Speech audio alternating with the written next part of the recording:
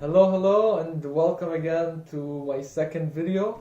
I'm really excited that it didn't stop yet. I'm still going. First of all, thank you again for the comments on last video and the interactions. Some people related to the topic, some people commented on what they think and encouraged me, which also helped me as well. As for today's video, I'm gonna be talking about 3 tips that I use in my life to manage my finances as a young adult. And I think many of my followers, the majority actually, are people my age, maybe a bit younger, a bit older as well. But I think you can all apply it, and I hope I'll be able to help you. To tell you a bit about my background, I finished my college studies in commerce, and I'm currently a student at this hotel, which is the Faculty of Business at McGill University. But most importantly, I watch a lot of YouTube videos. So that's where I'm coming from. Please don't take my advice as something professional or something to build your plans on, but just as tips that I want to share with you. So let's go. Monster, first take, boom, boom, boom. Tip number 1. Gather as much information as you can on your financial situation. What goes in and what goes out of your account or your pocket, let's say. So this can include housing. If you're living with someone, that's much better. If you're living with your parents, you might not even be paying. That's what I do at the moment, which is a major advantage, and thank God. You also have to think of how long you're staying with that person, or when you'll have to move out, let's say. And for the second biggest expense to many people, that's going to be a car or a mode of transport, so that should also be taken into consideration. Number 3 is knowing how much you spend in a specific time frame on average, so that can be a month, a week, or even a year. If you're able to do that, that would be amazing. And why I'm saying that is because it helped me a lot in knowing where my money is going. So I started putting my expenses and my income in a budget sheet that I want to share with you. So I'm going to put it in my bio as a link, and you can use it. So I started putting in my expenses and my income monthly, even let's say down to $1. So I was surprised by how much I spend on food.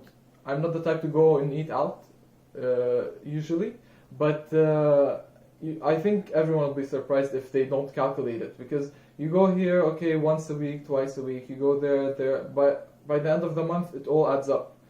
So that's a major thing you need to do: gather your information on where your money goes and where it comes from, put them in a sheet, and see where you can increase somewhere and decrease somewhere else. Tip number 2, work on your self-control. And that's something I struggled with for a while, but I think I'm relatively good at the moment.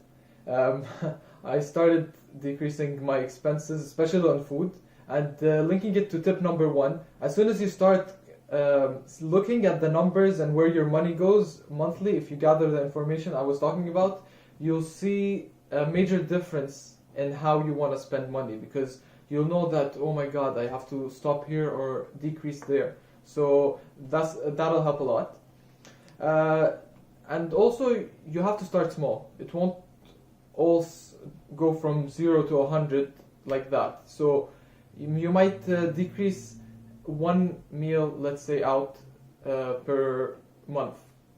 You might go out a lot, and then you want to decrease it by once a month. Maybe you can also cut down on a budget for a certain category of your expenses. For example, that can be clothing or food or hangouts or transportation.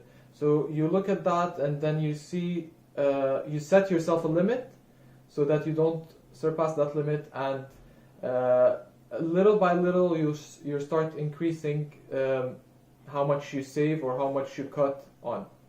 Another point regarding self-control is setting a goal, which is also very important, because it'll guide you and it'll tell you where you want to reach. So this will help you a lot in knowing how to go day by day even. And this can be in terms of how much you want to save by a certain time, or how much you want to spend by a certain time, or if you want to buy something after 2 months, let's say. And these goals can help you get motivated to also work on your self-control and discipline. Goals, as maybe you might have learned, there's this thing called a SMART goal, and the acronym stands for specific, measurable, achievable, relevant, and timely. So you have to also take that into consideration when setting your goal, so that it's reasonable and is achievable.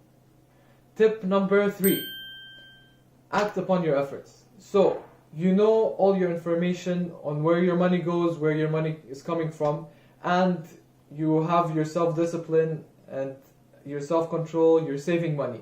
Well, you gotta do something with that money, because otherwise you're not making the best out of what you have. This can be going to a financial institution, and maybe more than one, and asking what their savings rates are, and choosing the best one for you. Maybe putting your money somewhere that'll make you more money. It's hard to find something that easy, but there are ways. To give you an example, what I did is, maybe many of you know, since I posted about it on Instagram before, I do Uber Eats.